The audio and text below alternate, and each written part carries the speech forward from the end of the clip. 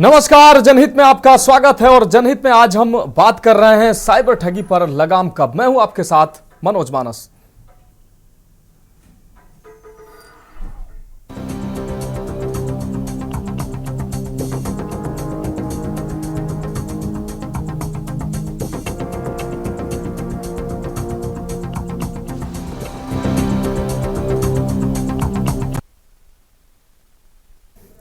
तो जनहित में आज हम बात कर रहे हैं साइबर ठगी पर लगाम कब। गोंडा में एक बड़े साइबर ठगी कांड ने सभी को चौंका दिया है।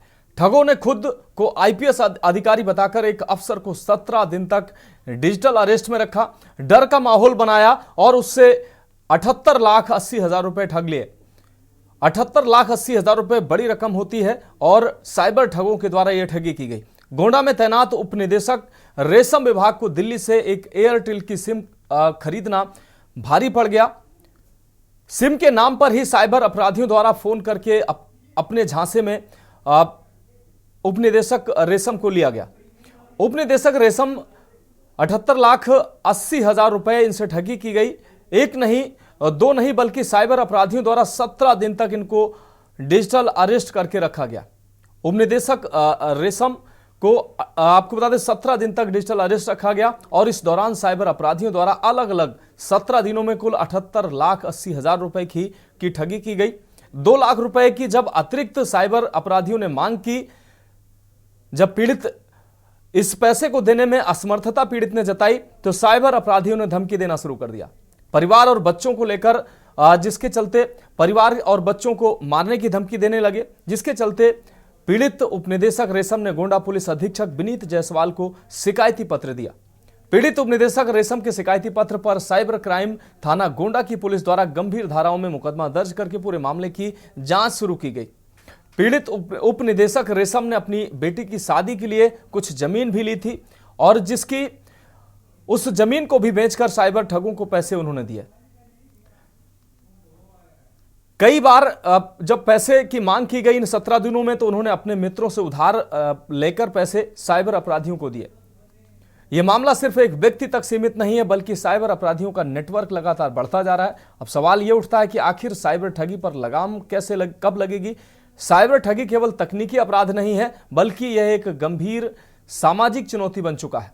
कानून को सख्त किया जाना चाहिए। पुलिस तंत्र को क्या अधिक सक्षम बनाए जाने से इसमें रोक लग सकती है और जनता को साइबर सुरक्षा के प्रति जागरूक करने से क्या इस पर रोक लग सकती है। जब तक प्रशासन और आम जनता सतर्क नहीं होती तब तक इन ठगों का नेटवर्क फैलता रहेगा और इनका कारोबार भी फलता फूलता रहेगा। अब सवाल यह है कि लाखों लोग साइबर ठगी का शिकार बन रहे हैं, लेकिन न तो शासन के पास और न ही प्रशासन के पास कोई प्लान नजर आ रहा है जिससे साइबर ठगी की घटनाओं पर लगाम लगाई जा सके। तो आखिर साइबर ठगी पर लगाम कब और कैसे लगेगी। एक व्यक्ति ने साइबर थाना जनपद गोंडा पर लिखित तहरीर के माध्यम से सूचना दी कि उसको दिनांक 15 जनवरी 2025 से लेकर 2 फरवरी 2025 तक साइबर ठगों द्वारा संपत्ति सत्यापन के नाम पर करीब 78 लाख रुपए की संपत्ति विभिन्न बैंक खातों में जमा करवाकर उसके साथ ठगी की घटना कारित की है।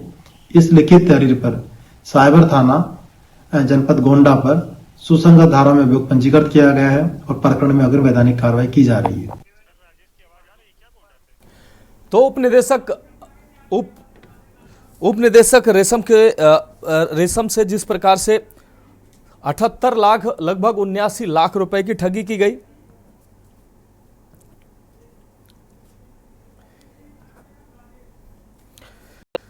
तो ये साइबर ठगी का जो खेल है दिनों दिन ये कारोबार बढ़ता जा रहा है। साइबर ठगी पर न तो लगाम लगाई जा पा रही है और शासन हो या प्रशासन इन ठगों के, इन साइबर अपराधियों के मकड़ जाल में फंसते नजर आ रहे हैं और इनका कोई इलाज अभी तक साफ तौर पर सामने नहीं आ रहा है। न तो शासन स्तर पर इस पर कोई ठोस पहल की जा रही है ताकि इन साइबर अपराधियों पर कैसे इन पर नकेल कसी जा सके। इनके लिए कोई तकनीक की कोई योजना, कोई कुछ अभी तक ऐसा नजर नहीं आ रहा है। दूसरा कि प्रशासन स्तर पर भी जो ढुलमुल रवैया है, कार्रवाइयां जो हैं वो भी सीमित स्तर पर होती हैं, जिससे ये साइबर अपराधी लगातार ऐसी घटनाओं को अंजाम देते नजर आ रहे हैं। अलग अलग शहरों से ऐसी घटनाएं सामने आती हैं और इस पर चर्चा के लिए हमारे साथ भारतीय जनता पार्टी के वरिष्ठ प्रवक्ता श्याम सलोनी जी हमारे साथ जुड़ गए हैं। आनंद राय जी सपा प्रवक्ता हमारे साथ कुछ ही देर में जुड़ेंगे। डॉक्टर त्रिवेणी सिंह जी पूर्व आईपीएस हैं और साइबर एक्सपर्ट हैं, हमारे साथ जुड़ चुके हैं। जयप्रकाश जी पूर्व आईपीएस हमारे साथ जुड़ेंगे। ताहिरा हसन जी सोशल एक्टिविस्ट हमारे साथ कुछ ही देर में जुड़ेंगी। साथ ही हमारे संवाददाता राजेश शुक्ला हमारे साथ जुड़ गए हैं। राजेश, गोंडा में ये बड़ी घटना सामने आई है जिसने सबको चौंका दिया है। जो उपनिदेशक रेशम से 78 लाख लगभग 79 लाख रुपए की ठगी की गई है। साइबर अपराधियों ने इस घटना को अंजाम दिया है। कम पढ़े लिखे और कम समझदार जो लोग होते हैं उनसे ऐसी घटनाएं इन साइबर अपराधियों के द्वारा सिर्फ उन्हीं लोगों को नहीं फंसाया जा रहा है, बड़े बड़े लोगों को, एलीट क्लास के लोगों को, और जो पढ़े लिखे अच्छे खासे एलीट क्लास के लोग हैं, अधिकारी रैंक के लोग हैं, वो भी इनके मकड़ जाल में साफ तौर पर फंसते जा रहे हैं। गोंडा में ऐसा ही हुआ है। राजेश जी, बता रहे कि जब जनपद के कैसे बड़े अधिकारी जो रेशम विभाग के मतलब निदेशक हैं, उनके साथ जब डिजिटल ठगी यानी साइबर अपराधियों ने घटना किया और उससे 17 दिन तक के उनको डिजिटल अरेस्ट बनाए रखा, लेकिन उन्होंने इस प्रकार किसी भी प्रकार की कोई प्रशासन को या विभाग को सूचना नहीं दी। हाँ, जब उनसे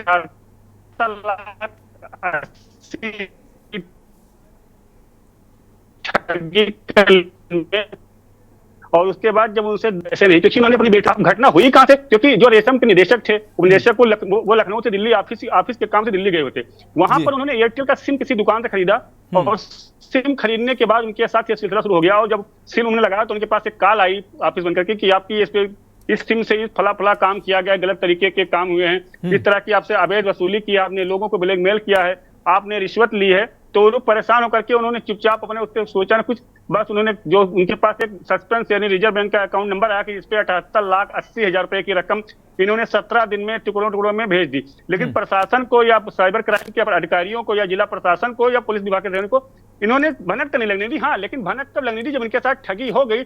अब आप सोचिए कि जनपद का बड़ा अधिकारी जो रेशम विभाग का उपनिदेशक होता है, जब उसके साथ ठगी कर ले गई तो आम लोगों की बात ही दूसरी चीज, क्योंकि ऐसे तो आम लोग सैकड़ों लोग पर दिन घटनाएं होती हैं, लेकिन साइबर क्राइम पर अपराध पर लगाम कब लगेगा? क्योंकि सरकार तो लाख कानून बना रही है, लाख दावे बना रही है, पर सरकार लगातार काला ट्यून के माध्यम से, टीवी के माध्यम से, प्रचार के माध्यम से लोगों को जागरूक, लेकिन लोगों में जागरूकता नहीं आ रही। लोग पता नहीं क्यों साइबर ठगी के डिजिटल अरेस्ट के मामले में शिकार हो रहे हैं।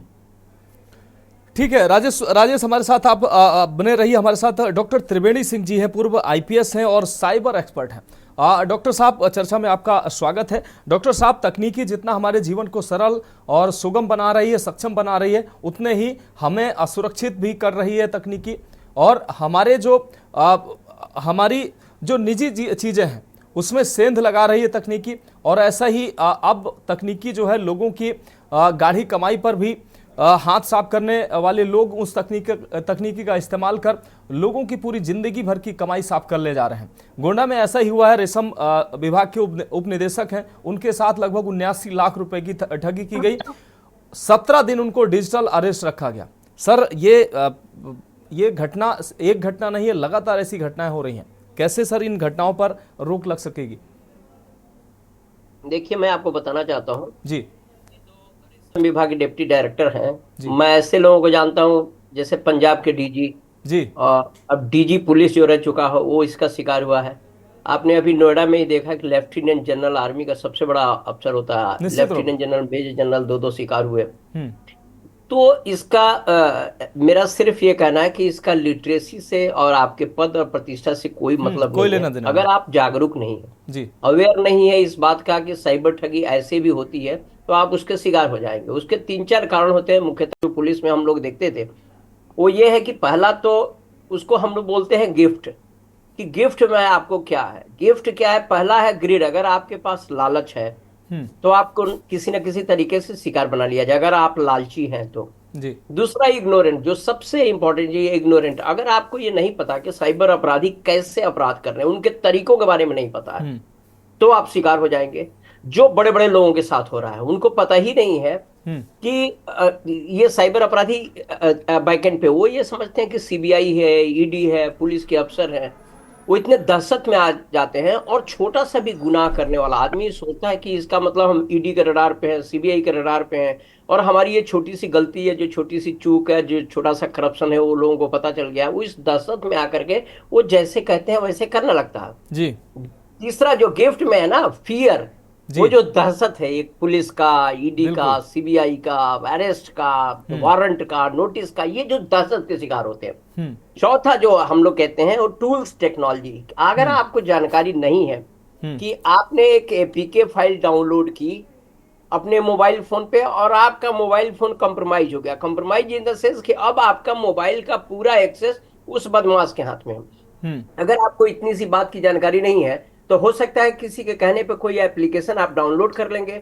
और उसके बाद से आप तो अपना मोबाइल फोन ऑपरेट कर ही रहे हैं, बदमाश भी दूर बैठे आपका मोबाइल फोन ऑपरेट कर रहा है, आपके सोशल मीडिया हैंडल ऑपरेट कर सकता है, आपके अकाउंट से पैसा ट्रांसफर कर सकता है, आपकी तरफ से मेल कर सकता है, आपकी तरफ से व्हाट्सएप किसी को कर सकता है। अगर ये आपको तकनीक की जानकारी नहीं है तो भी आप शिकार हो जाएंगे। तो ये जो गिफ्ट फैक्टर है, इस पे हमेशा ध्यान देना पड़ेगा।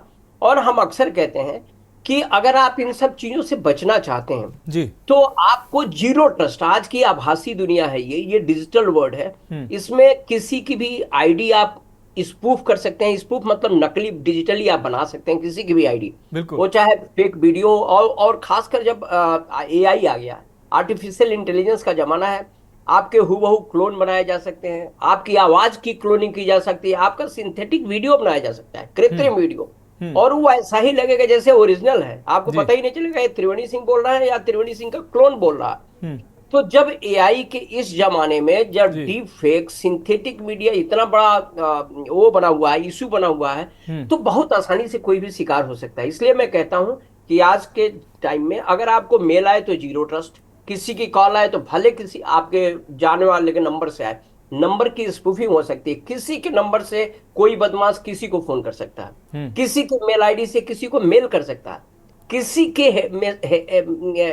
मैसेज हेडर से किसी को मैसेज कर सकता है।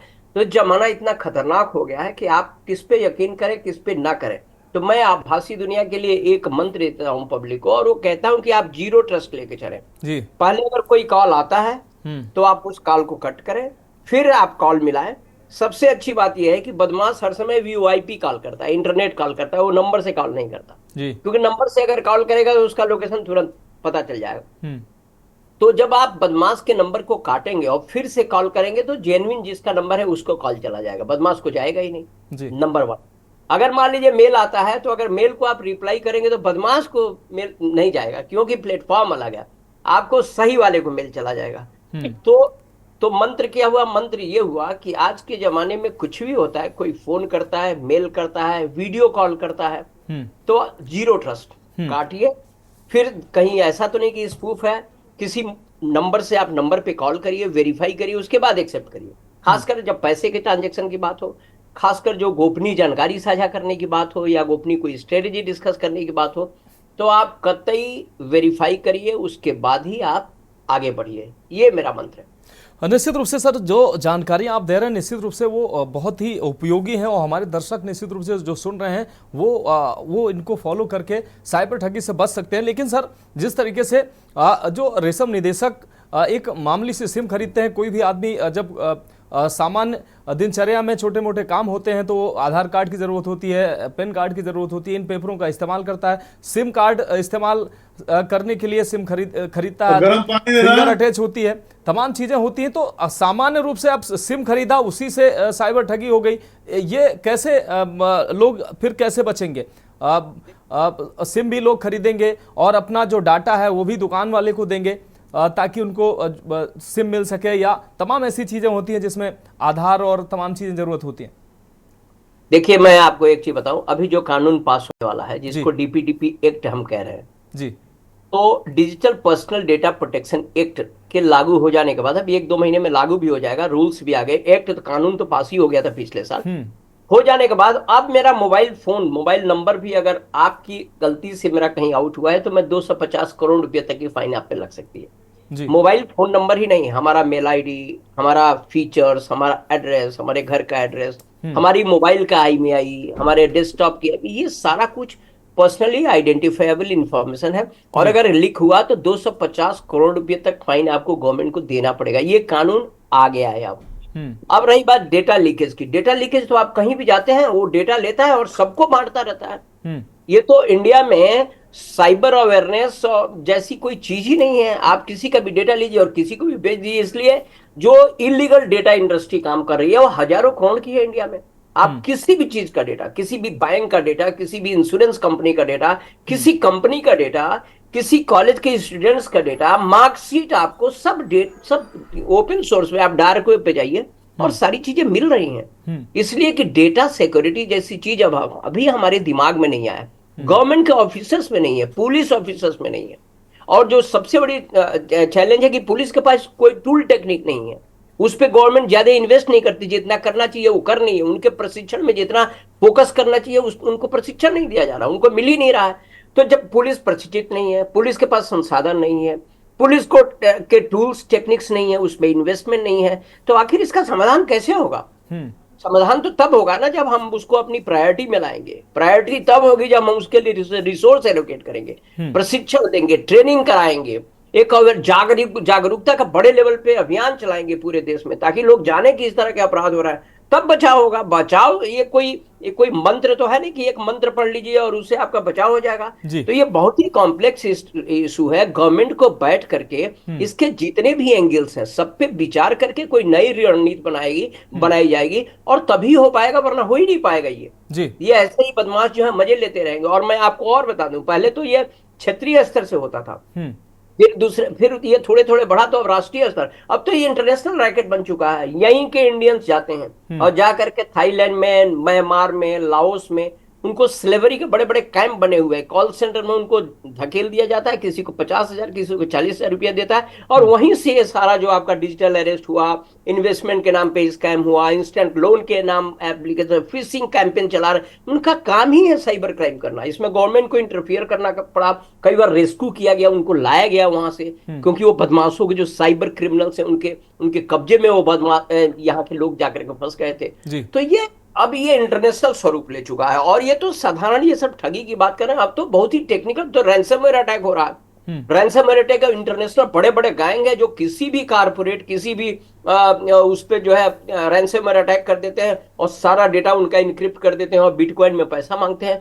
टेक्निकल क्राइम तो अलग है। तो ये जो अपराध का स्वरूप है वो लगातार जटिल होता जा रहा है। और जटिलता को हल करने के लिए जो सबसे बड़ी चीज है वो ये कि हमारा ट्रेनिंग, हमको पुलिस को ट्रेनिंग देना पड़ेगा। कानून में जहां संशोधन करने की जरूरत है, कानून में संशोधन। कितना भी क्राइम कर लीजिए, 3 साल की सजा है।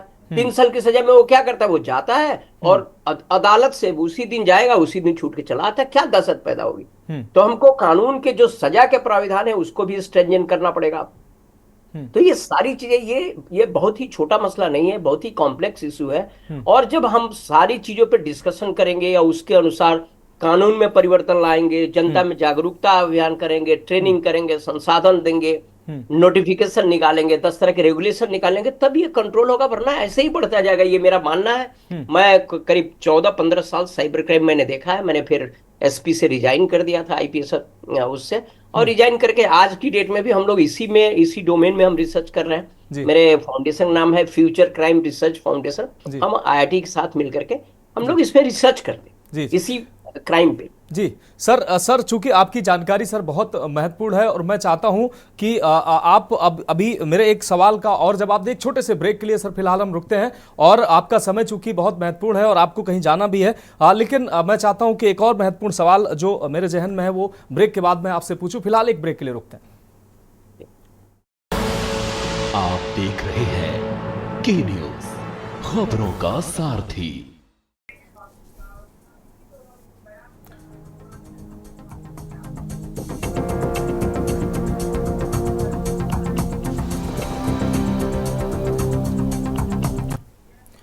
तो ब्रेक के बाद हमारी खास पेशकश में एक बार फिर से आपका स्वागत है। हम बात कर रहे हैं साइबर ठगी पर लगाम कब, और सीधे हम चर्चा पे आते हैं। हमारे साथ श्याम सलोनी जी बीजेपी प्रवक्ता हमारे साथ जुड़े हुए, आनंद राय जी सपा प्रवक्ता हमारे साथ जुड़े हुए, आदरणीय त्रिवेदी डॉक्टर त्रिवेणी सिंह जी पूर्व आईपीएस हैं, साइबर एक्सपर्ट हैं, वो हमारे साथ जुड़े हुए हैं।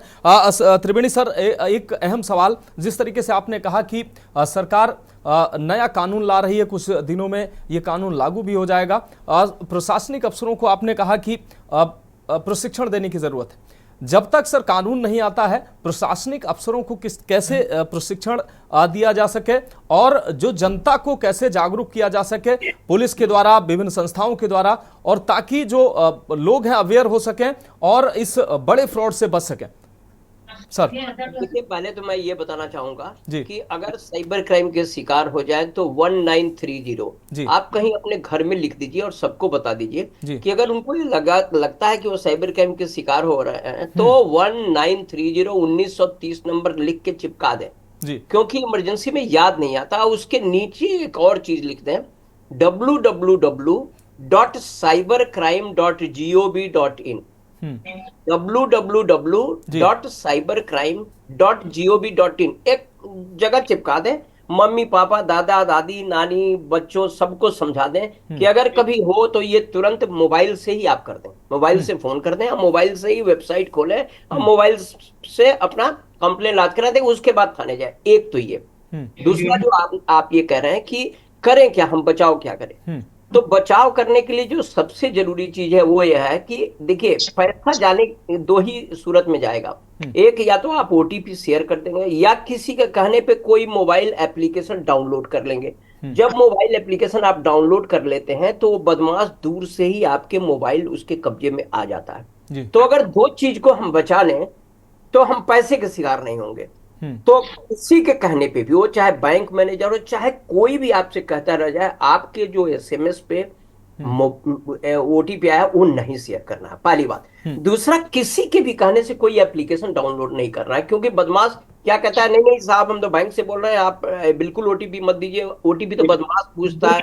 वो ये कहते हैं कि ओटीपी तो बदमाश पूछता है, आदमी को यकीन हो जाता है। ये आप एप्लीकेशन डाउनलोड कर लीजिए। जैसे आप एप्लीकेशन डाउनलोड कर लेते हैं वो आपके फोन का पूरा अपने कब्जे में ले लेता है। अब ओटीपी भी पढ़ेगा, आपका व्हाट्सएप भी पढ़ेगा, आपका मेल भी पढ़ेगा, आपका फोटो भी ले लेगा, सब कर लेगा जी। तो ये दो चीजों से बचना है। तीसरा, आज के जमाने में क्या है कि आपको जो व्हाट्सएप आते हैं फालतू, वो व्हाट्सएप बहुत सोच समझ के क्लिक करना है कि जमाना इस तरह का है। अभी आपने देखा होगा अंतरराष्ट्रीय स्तर पर कितना पेगासस, कितना बड़ा न्यूज है, और अमेरिका की एजेंसी ने जांच की तो पता चला कि हाँ, कितने 100 जर्नलिस्ट और कितने बड़े पॉलिटिशियन जो है उनके फोन पे जो है पेगासस डाल के उनको सुना जा रहा था। ये अभी अमेरिका की जांच में ये पता चला।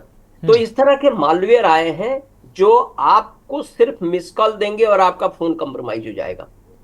और सुनिए, आपको एक व्हाट्सएप देंगे, वो व्हाट्सएप को आप समझ रहे हैं कि बहुत अच्छा मैसेज है, कोई बहुत ही खूबसूरत सा मैसेज या कोई न्यूज है, और आप क्लिक करेंगे, आपका फोन कंप्रोमाइज हो जाएगा। तो तकनीक की दुनिया में जब इस तरह का एडवांस स्पाईवेयर आ रहे हो, इस तरह के एडवांस मालवेयर आ रहे हो, तो बहुत ही सतर्क रहने की जरूरत है।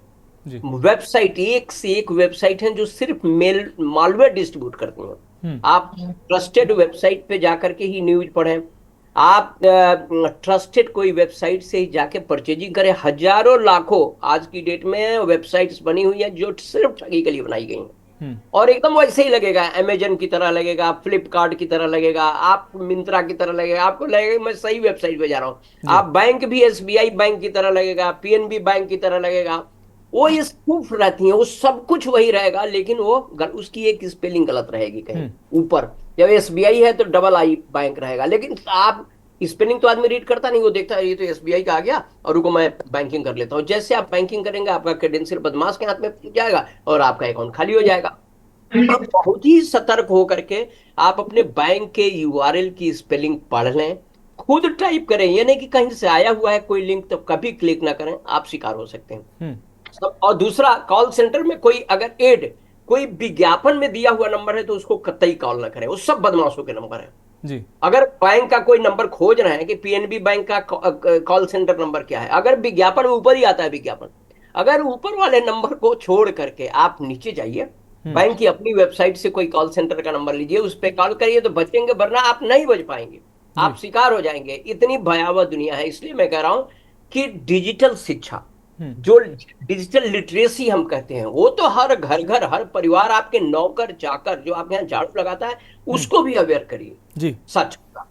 जी, निश्चित रूप से सर आपकी जो राय है, आपकी जो सलाह है, निश्चित रूप से हमारे दर्शकों के लिए बहुत उपयोगी साबित होगी। सर, आपने हमें अपना कीमती समय दिया, आपका बहुत शुक्रिया। और निश्चित रूप से आपकी जो सलाह है हमारे दर्शकों के लिए बहुत कीमती और उपयोगी होगी। हमारे बाकी दर्शक, बाकी हमारे मेहमान हमारे साथ जुड़े हुए हैं। इस बीच एक बड़ी खबर का रुख कर लेते हैं, उसके बाद चर्चा में वापस आते हैं।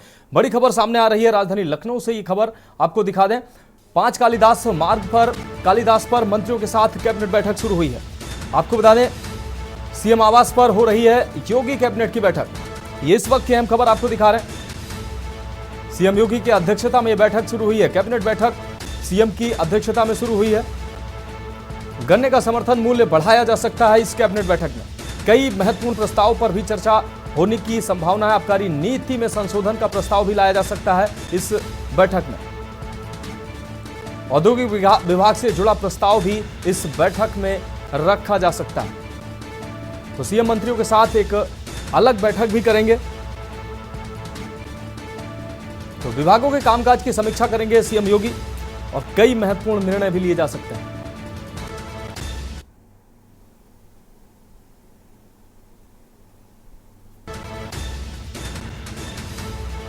तो विभागों के कामकाज की समीक्षा करेंगे सीएम योगी। यह महत्वपूर्ण बैठक, बजट सत्र के संबंध में भी प्रस्ताव पास हो सकता है।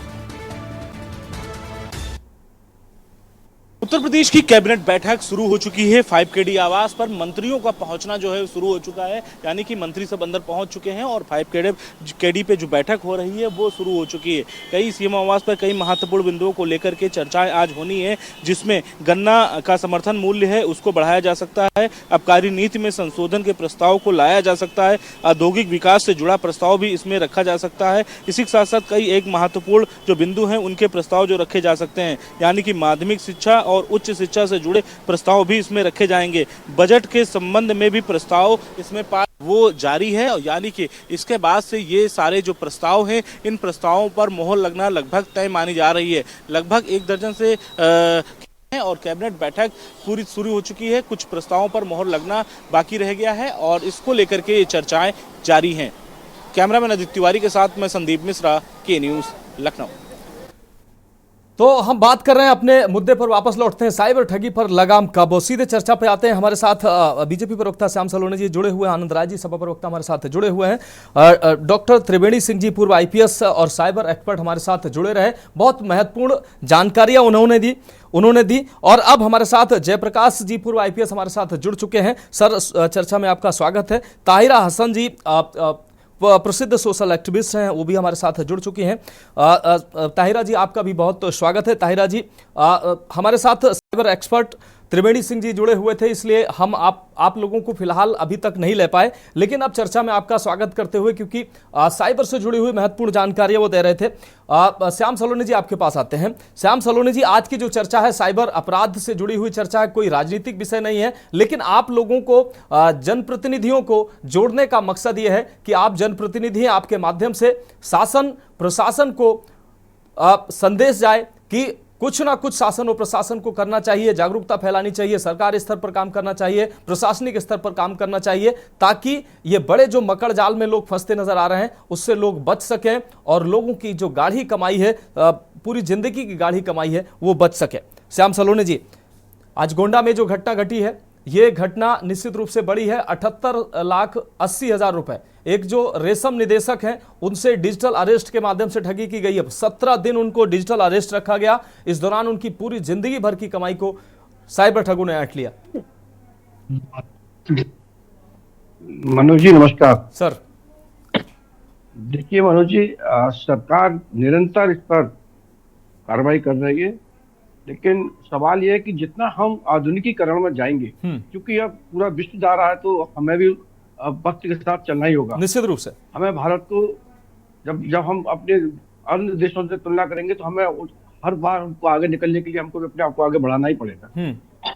हम जब जितना हम आगे बढ़ेंगे, जितना हम आधुनिकीकरण में जाएंगे, जो आपराधिक प्रकृति के जो लोग हैं जी, वो भी उतने ही आगे बढ़ते हैं।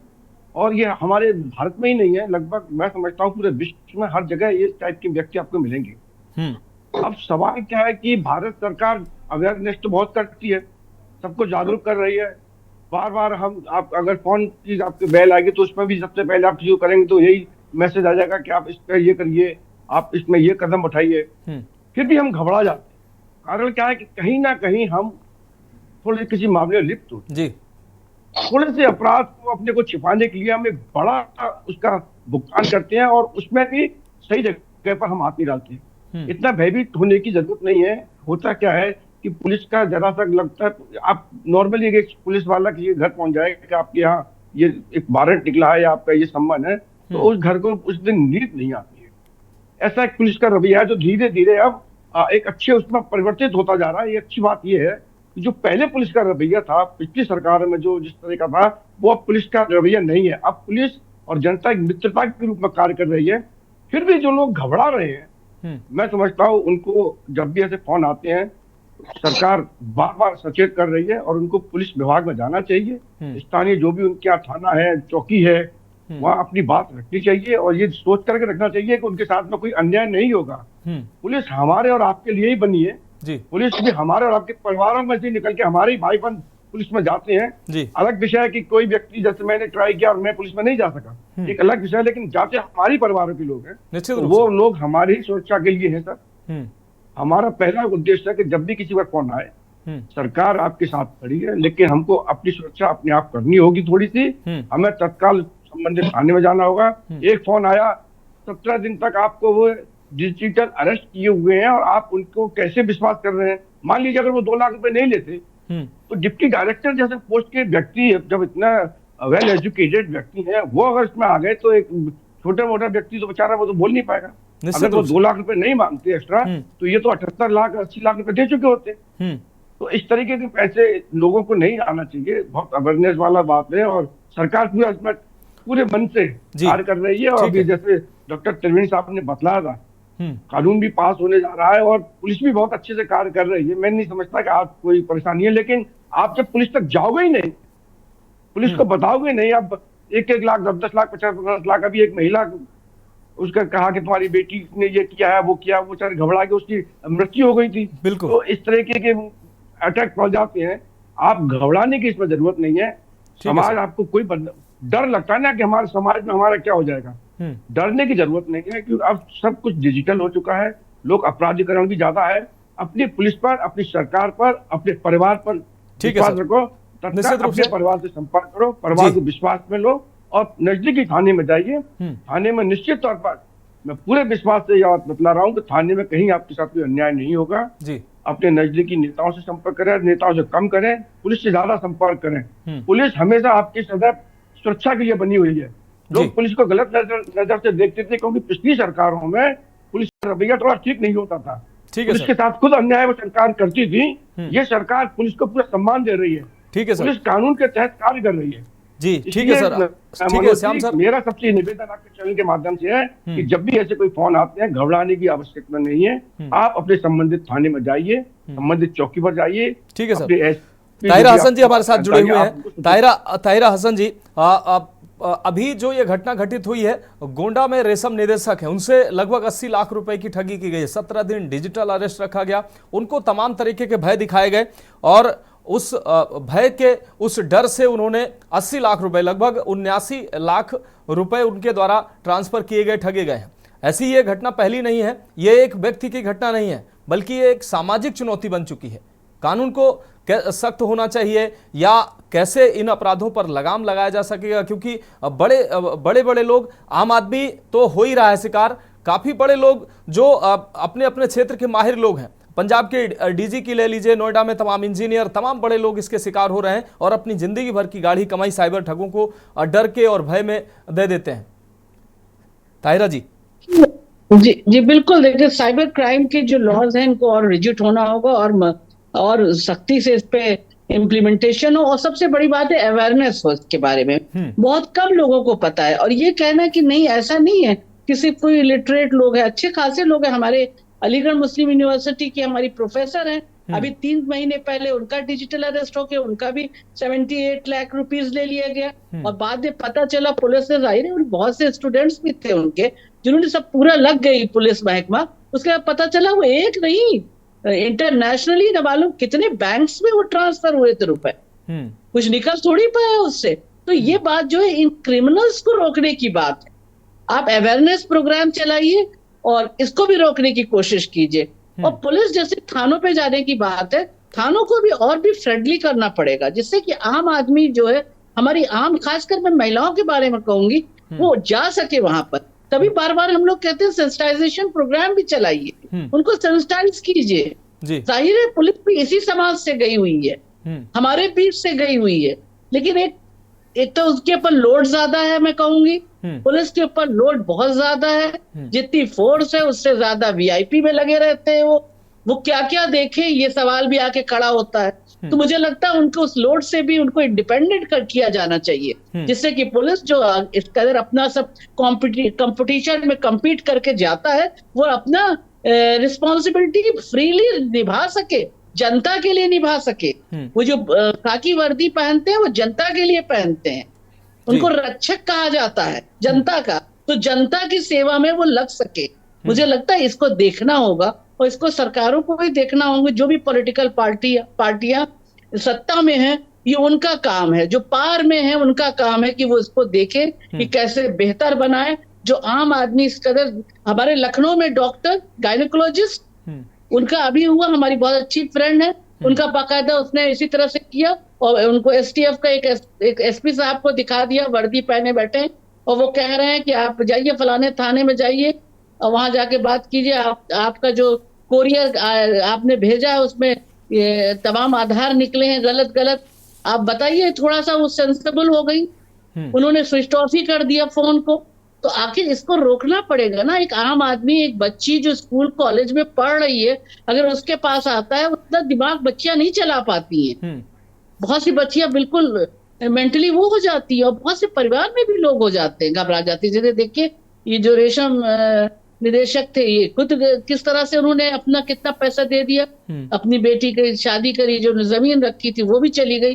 तो इस तरह के जो केसेस हो रहे हैं, अवेयरनेस प्रोग्राम मजबूती से चलाया जाए और उसमें लोगों को बाकायदा दंडित किया जाए, ये कोशिश की जाए कि लोगों में इतना अवेयरनेस के बाद इतनी हिम्मत, इतनी यकीन बढ़े कि वो जाके तुरंत मामला दर्ज कराएं, घबराएं ना। ये बात बिल्कुल सही है कि मोबाइल पे भी आता है रिंगटोन के साथ कि भी आप मत दीजिए, ओटीपी मत दीजिए, ये मत कीजिए, लेकिन देखिए जब जिसमें पड़ता है तो वो घबरा जाता है।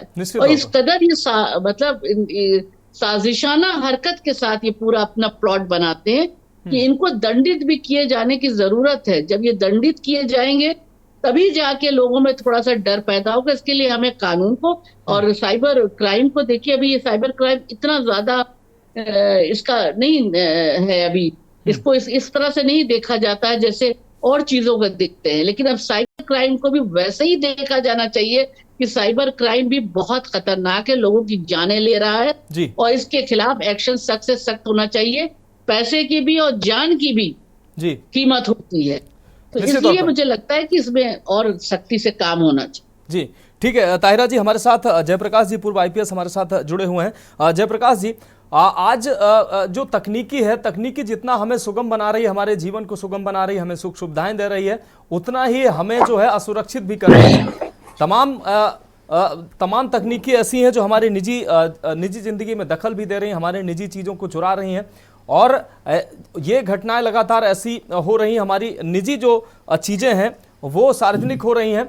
अब रेशम निदेशक जो गोंडा में जिनके साथ 79 लाख रुपए ठगी की गई है, इन्होंने एयरटेल की एक सिम खरीदी थी दिल्ली में, उसी के माध्यम से डिजिटल जो फ्रॉड करने वाले वो इन तक पहुंचे, इनके जो डाटा में सेंधमारी की और इसके बाद इनको डिजिटल अरेस्ट किया। 17 दिनों तक 79 लाख रुपए इनसे ठगी की। भारत में वैसे भी डाटा सुरक्षा का अभी कोई प्लान नहीं है, सुरक्षित ही नहीं डाटा, कोई भी कहीं से किसी का डाटा चुरा के बेच सकता है। तो सर ये कैसे अपराध रुकेगा?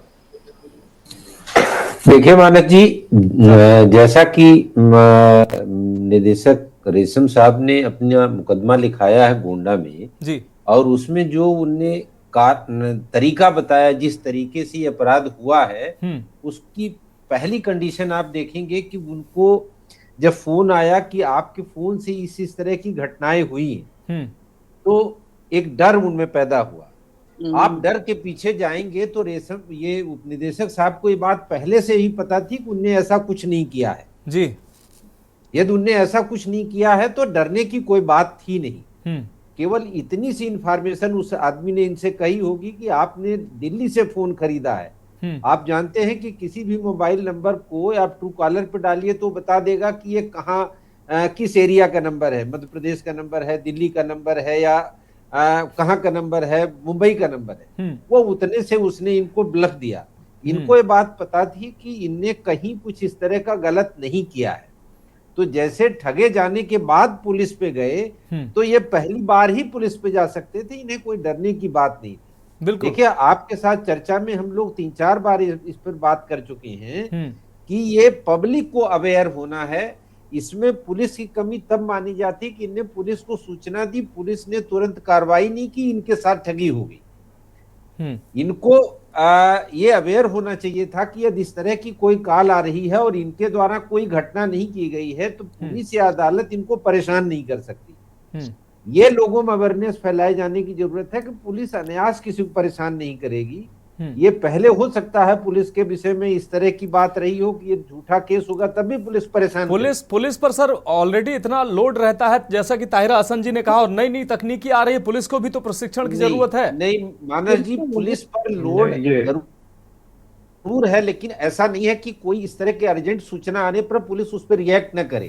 पुलिस के पास में उतना, ये अब हर जगह पे साइबर थाने बना दिए गए हैं। कोई ऐसा रेंज नहीं है जहां साइबर थाना नहीं है, उसके लिए डेडिकेटेड लोग हैं। उनकी सामान्यतः लॉ एंड ऑर्डर में कोई ड्यूटी नहीं लगती है, वो कहीं गश्त पे नहीं जाते, कोई इस तरह के नहीं, वो केवल डेडिकेटेड हैं साइबर संबंधी अपराधों की विवेचना और रोकथाम के लिए। यदि ये सूचना सही समय से उनको दी गई होती तो आप गारंटी मान के चलिए कि इस तरह की कोई घटना नहीं हुई। इस घटना के पीछे केवल डर ही एक ऐसा रीजन है कि डर के उपनिदेशक साहब ने पैसा उन लोगों को दे दिया जी। और जब उनको लगा कि नहीं, हमको पुलिस को सूचना देनी चाहिए, तो देखिए उनने दिया। ये पहले दिन सूचना देते, वो पकड़े भी जाते और हो सकता है कि इनका एक पैसा भी नहीं जाता और इनको एक्टिवली इन्वॉल्व करके उन अपराधियों के पास तक पहुंचा जा सकता था बड़े आसानी। अब थोड़ा सा इनका पैसा निकलाने में परेशानी ये होगी कि जो पैसा इनने डिलीवर किया है वो जगह जगह पे उन्हें डिस्ट्रीब्यूट कर दिया होगा। एक पूरे बड़े नेटवर्क को पुलिस को क्रैक करना होगा। मानस बिल्कुल सर। सर माफी के साथ आपको रोकना चाहेंगे, इस बीच बड़ी और अहम खबर सामने आ रही है। मिल्कीपुर चुनाव से जुड़ी ये बड़ी खबर सामने आ रही है। मिल्कीपुर उपचुनाव में वोटिंग खत्म हुई है, ये अहम खबर आपको दिखा रही है। मिल्कीपुर उपचुनाव में आज वोटिंग हो रही थी जो अब खत्म हो चुकी है। अब सिर्फ लाइन में लगे लोग ही वोट डाल सकेंगे, बाहरी लोग जाकर वोट नहीं डाल पाएंगे। शाम 5 बजे तक 65.25% मतदान हुआ है। मिल्कीपुर उपचुनाव में वोटिंग खत्म हुई है। जो अंदर मतदान बूथ पर लोग अंदर मौजूद हैं, लाइन में लगे हुए हैं, वो अभी आगे भी वोट डाल सकेंगे। मिल्कीपुर उपचुनाव में वोटिंग खत्म हुई है, अब सिर्फ लाइन में लगे लोग ही वोट डाल सकेंगे। शाम 5 बजे तक 65% लगभग मतदान हुआ है। और वापस लौटते हैं अपने प्रोग्राम पर, ताहिरा हसन जी के पास एक बार फिर से चलते हैं। ताहिरा हसन जी, जिस तरीके से भारत में डाटा की अगर बात करें तो अभी तक कोई सरकार के पास भी कोई प्लान नहीं है और ना ही कोई ऐसी एजेंसी बनी है कि लोगों के जो डाटा है वो सुरक्षित रहें, और ऐसे ही डाटा में सेंधमारी करके तमाम फ्रॉड की घटनाएं सामने आ रही हैं। तो इसके लिए भी सरकार को एक प्लान बनाना चाहिए, एक डाटा सिक्योरिटी की योजना या प्लान बनाना चाहिए, ताकि बहुत महत्वपूर्ण जो चीज़ें हैं हर व्यक्ति की, हर विभाग की, वो सुरक्षित रह सकें। बिल्कुल, देखिए, बिल्कुल सरकार को इसके लिए एक बनाना चाहिए, एक योजना होना चाहिए इसके लिए मजबूत, इसको कैसे कंट्रोल किया जाए। क्योंकि देखिए, ऑनलाइन तो जो आजकल जगह जगह हॉस्टल में बच्चियां रह रही हैं या यहाँ भी जो हॉस्टल में कमरे लेके रहती हैं, तो वो क्या करती है, ऑनलाइन सब कुछ चलता है। ऑनलाइन में ओटीपी मांगते हैं, ओटीपी हम लोगों से भी मांगते हैं, ओटीपी हम भी देते हैं। अब इस तरह से तो ओटीपी लेते हैं। हमेशा जरूरी नहीं है कि अमेज़न से ही हमारा सामान आ रहा हो, बिल्कुल हमारा सामान और भी किसी से आज आ गया तो ओटीपी तो मांगते ही हैं, हम ओटीपी देते हैं। ये कैसे सुरक्षित रहे, इस पे बात होनी चाहिए। और सबसे पहली जो अहम बात है, most important thing is this, कि अवेयरनेस प्रोग्राम एक एक लेवल तक चलना चाहिए। अब रेडियो पे भी चलना चाहिए, क्योंकि वो दूर दराज गांव में, रिमोट एरिया में भी लोग रेडियो लगा के खेत में भी बैठते हैं, खलियानों में बैठते हैं, तो सुन सके कि किस तरह से अब ये जो साइबर क्राइम की जो ब्रांचेस हैं, इन्होंने हर थाने में बता रहे हैं हमारे आईपीएस साहब की वहां पे हैं, तो वो एक्टिव हैं। क्या देखिए, ब्रांचेस हों, वो एक्टिव हों, वो काम भी करें आम आदमी के लिए। सबसे अहम बात ये होती है। तो क्या ये साइबर के जो हैं काम कर रहे हैं, तो बहुत अच्छी बात है कि हमारे ये तो बहुत साइबर क्राइम बढ़ रहा है। लोगों के पास जैसे ही फोन आएगा वो घबराए ना, उनको ये अवेयरनेस प्रोग्राम चलाना चाहिए। आज आप ये प्रोग्राम कर रहे हैं, बहुत अहम, आपके जरिए भी ना मालूम कितनी दूर दूर तक जाएगा कि लोग घबराए ना। अगर इस तरह का उनके पास फोन आता है, उनको किसी तरह से हैरेस करने की कोशिश की जाती है, तो वो जाए साइबर क्राइम की जो ब्रांचेस हैं उनके पास जाके तुरंत दर्ज करें। इससे पहले भी बताया कि उन्होंने फोन नंबर भी दिया है कि उस फोन पे आप काम करें। फोन शुड बी वर्किंग, समझे, क्योंकि मैं तो ह्यूमन राइट एक्टिविस्ट हूँ, तो मैं तो अक्सर करती रहती हूँ, तो बहुत से जो हेल्पलाइन फोन है वो उठते ही नहीं है महिलाओं के लिए, फिर कभी उठ जाते हैं। देखिए, ये हमेशा वर्किंग में होने चाहिए निश्चित रूप से, क्योंकि जाता है मोस्टली मार्जिनलाइज क्लास के लोग। महिलाओं के बारे में मैं कह रही हूँ, जो ये हेल्पलाइन हम करते हैं, हम उनकी बात ले जाके देना चाहते हैं, हम उनके लिए करते हैं। तो अक्सर मैं ये नहीं कहती कोई हेल्पलाइन काम ही नहीं कर रही है, बहुत कुछ बेहतर हुआ है, हेल्पलाइन काम कर रही है, लेकिन मेरा कहना कि हमेशा काम करती रहे, जिससे कि हमारी महिलाओं को उनके अंदर हिम्मत और डिग्निफाइड लाइफ जीने की हिम्मत हो और आगे बढ़े। वो खुद जाके करें, हम लोगों से कहें ही ना, वो खुद जाके फोन करें और बात करें और कहें। ये हिम्मत और ये हौसला भी उनके अंदर अब आ जाना चाहिए। ठीक है, तो मुझे लगता है सारे अवेयरनेस प्रोग्राम के द्वारा ही आएगा ये। जी अवेयरनेस प्रोग्राम नीचे तक ले जाया जाए। ठीक है, हमारे साथ श्याम सलोनी जी जुड़े हुए हैं। श्याम सलोनी जी, बहुत कम शब्दों में आपकी टिप्पणी। जिस तरीके से अभी हमारे साथ त्रिवेणी सिंह जी साइबर एक्सपर्ट और आईपीएस थे, वो सेवा में रहते हुए उन्होंने तमाम ऐसे काम किए। वो साफ तौर पर कह रहे थे कि सरकार कानून भी ला रही है और डिजिटल सुरक्षा पर प्लान कर रही है, लेकिन अभी तक प्लान हुआ नहीं है। प्लान हो रहा है, अच्छी बात है, लेकिन आप गंभीरता से जिस तरीके से सरकार को और प्रशासन को इस पर सोचना चाहिए कि कम से कम जो साइबर अब जो दुनिया है डिजिटल हो रही है, तो बड़ी चुनौतियां सरकार के सामने भी है, प्रशासन के सामने भी है। नई नई तकनीकी आ रही है, हर तकनीकी के माध्यम से उसमें सेंधमारी हो रही है। तो सरकार को एक व्यापक सुरक्षा तंत्र पर काम करना होगा, ताकि जो डिजिटल वर्ल्ड जो है हमारा, या डिजिटल हमारा देश है, वो पूरी तरीके से इन साइबर अपराधियों से सुरक्षित रह सके। देखिए मनोज जी, हर जिले में साइबर सेल बना हुआ है, हर थाने में साइबर सेल अलग से ब्रांच बनी हुई है जी, और सब एक्टिव है। कई केस पुलिस ने पकड़े हैं। जब आप पुलिस के पास जाओगे ही नहीं, अब वो भगवान तो है नहीं, क्या उनको मालूम पड़ गया भाई आप जाओगे नहीं, आप पैसा लुटा रहे हो अपना, लुटने के बाद आप कह दो मेरा पैसा लुट गया, अब उसको पकड़ने में समय लगता है ना।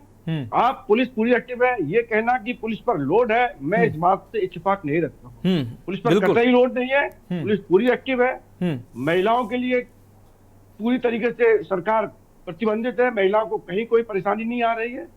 अब सवाल फिर वही आता है कि अब आप बताओगे नहीं, सरकार तक जाओगे नहीं, सरकार मतलब पुलिस, सरकार मतलब कि वो एजेंसियां जो आपके हित के लिए कार्य करेंगे।